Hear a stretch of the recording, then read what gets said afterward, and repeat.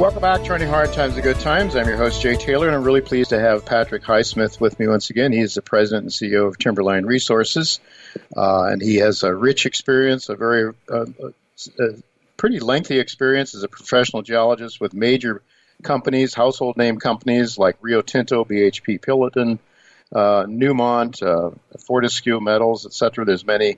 And lots of experience from all areas, from grassroots exploration on up to more developed projects. And now he's using his talents to help the little juniors, the little guys, find new wealth on the ground. And he's having quite a bit of success with one of those companies. And that we're going to talk to you today about. Timberline Resources. Trades over the counter in the U.S., TLRS. You can buy it in Canada, TBR.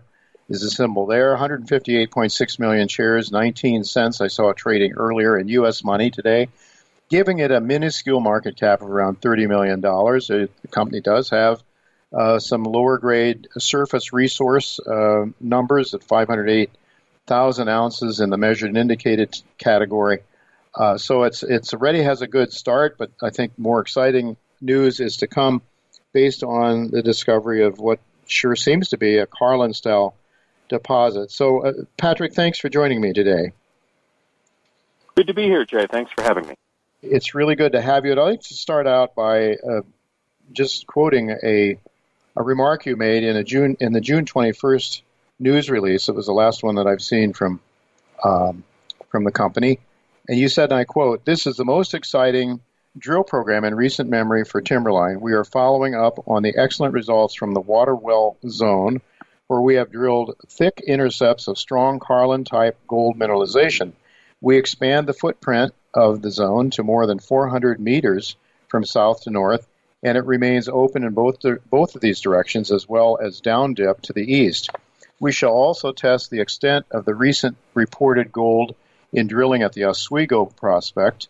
It is gratifying to see the Eureka Gold Belt taking shape as both I-80 Gold Corp and Timberline drill significant new gold intercepts in the Cambrian and Ordovician rocks of the district." And so, end of quote. So I'd like to, just for investors who may not be familiar with Carlin-style deposits, maybe you could just talk to them a little bit about what Carlin-style deposits are, maybe, and the significance of them in terms of their profit potential. Sure, Jay. Thanks for that intro. I'm in Eureka, Nevada this week. We have 2 drill rigs turning, one reverse circulation and 1 core rig, and we are right in the middle of that program, as you mentioned. The Carlin-type gold deposits, Jay, we've spoken a little bit about it. We try not to do too much geology when I'm on here, but these are gold deposits that are hosted in sedimentary rocks, Jay. Normally, they are in rocks like limestones, thinly bedded limestones, or shales, sometimes in dolomitic rocks. But these are sedimentary rocks, used to be on the ocean floor kind of thing, the ancient oceans.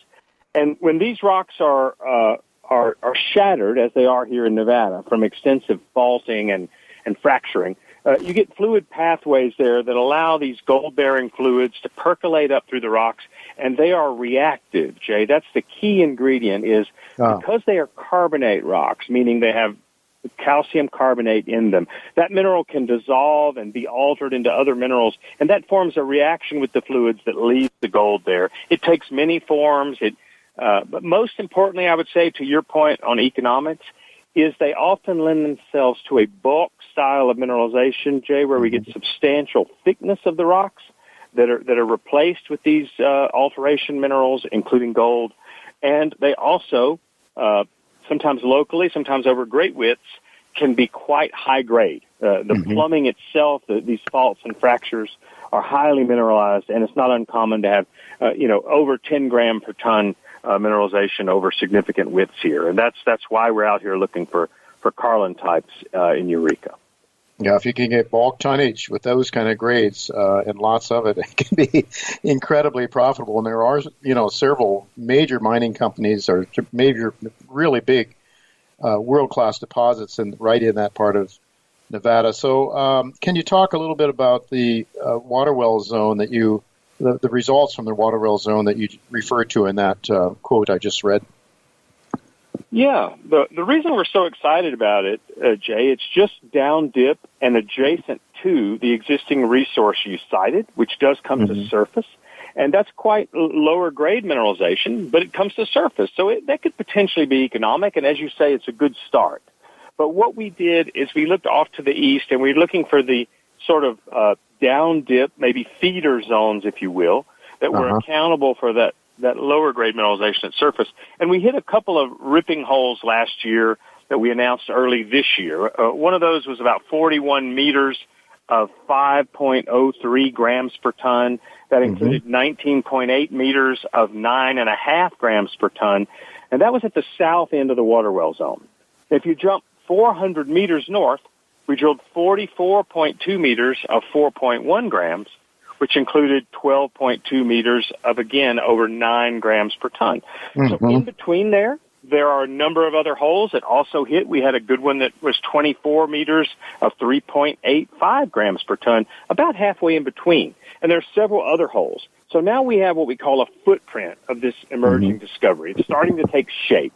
It's got thickness, it's got grade, and the reason we're so excited is some of these holes that we're drilling now are filling in between those, and some of them are testing the northern and southern extensions and a little bit to the east as well. So we're trying to grow the thing from an area we know has thick, higher grades to this area, this newer zone that where we've encountered these high grades. So we're drilling whenever you're drilling within the footprint near the good stuff, you have a high probability of hitting more of the good stuff. So, so that's one reason we're excited. And there are a number of other targets sort of coming up behind the water well zone as we advance that one as well, Jay. So about 65% of the more or less 18,000 feet of drilling that we have confirmed we will definitely do, about 65% of that will be devoted to the water well zone and those nearby extensions of it. And that leaves us about 35% to do some exploration over at the Oswego target, where we also announced some good results earlier this year,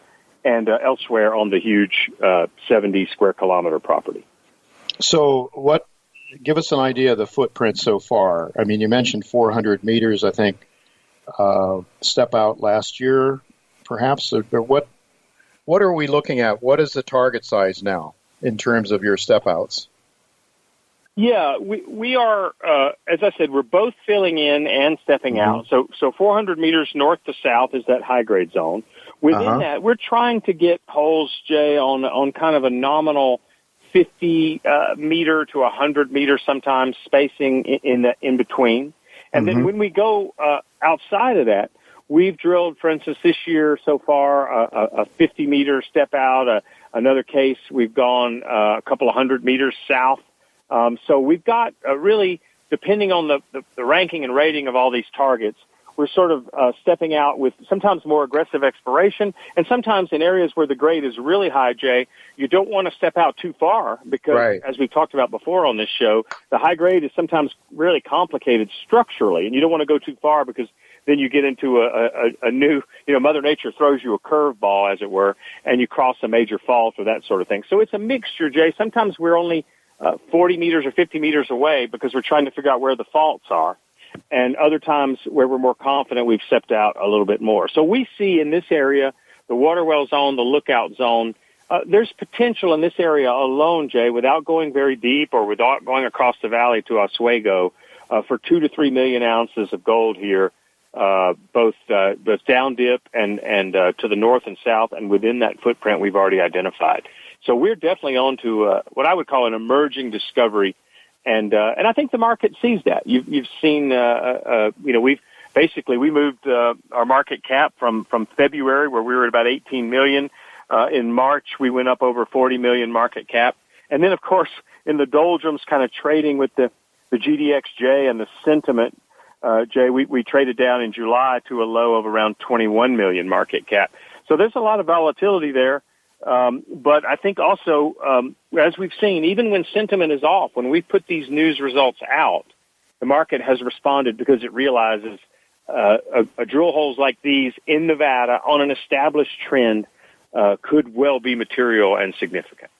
Well, for sure. But a 30 million market cap or so where you are today is really very minuscule compared to what might be if these numbers come in. And I would say you're drilling, tightly spaced when you're in the good stuff. If you can find a lot of good stuff in a small area, they don't need to move nearly as many rocks, nearly as much material to produce a lot. What about, you mentioned the Oswego. What's going on over there? Yeah, Oswego is about 1 kilometer to 1.5 kilometers away from the area we were just talking about. The audience can look on our website and see it on several maps and in news releases, including the one you mentioned on June 21. And about 1 kilometer, 1.5 kilometers away, we did announce some results in May, I believe it was, at Oswego, where we drilled about 35 meters, 35-meter intercept there that was about 2.3 grams per ton, almost from surface, Jay, and that was oxidized mineralization. And that included 20 meters of just under 3 grams, again, pretty much coming to surface. So Oswego sits on one of these faults. It sits on one of these structures, and we've now put about 2 holes into the Oswego area, and just this week we're planning to go where to go next to continue to chase that higher grade interval and maybe look also down dip to see what that zone looks like in some of the favorable host rocks at depth. So Oswego will probably see 15 to 20% of our drilling maybe this year, but it's all kind of results contingent. So something like that. We've put a couple of holes in Oswego. We're drilling about 20 some odd holes here, Jay, and I wouldn't be surprised if we've got 5 or 6 over at Oswego before we're done. Yeah, is that part of the same system, do you think, and it cut off by a fault? Or is it a different system? I thought Quentin Henney's analysis of that was the best, Jay, because he looked at a cross-section with Oswego on the right and Waterwell Zone and Lookout on the left, and he said it looks like a big smiley face where they connect up in the middle. And I hope he's right. I hope there's a big old smiley face down there. It certainly puts a smile on my face to think about it. But clearly, Jay, to be serious, there's a geophysical anomaly down the center of that sort of corridor, and we have drilled into that and hit some lower-grade mineralization, some silver mineralization, that indicates there is a system down there, and it could be pumping juices up these structures. And we might see at Oswego and the Waterwell Zone and Lookout sort of the near-surface leakage from something that's much bigger at depth. It's just that right now we're not really drilling those deeper holes, Jay. We're focusing on the shallow portions to demonstrate continuity and grade and thickness. But we will definitely need to put a few deeper holes in there because there is evidence that the systems are linked over that kilometer distance. Wow, that could be very exciting. What about, real quickly, with just about a minute or two left, metallurgy? Any metallurgical work done there yet? And also then, if you can just sort of sum up where the Eureka project is right now, just in sort of summing up. Sure, I can do that quickly. I would refer the audience to our historical 43101 technical report on the Lookout Mountain resource, in which some metallurgical work is reported.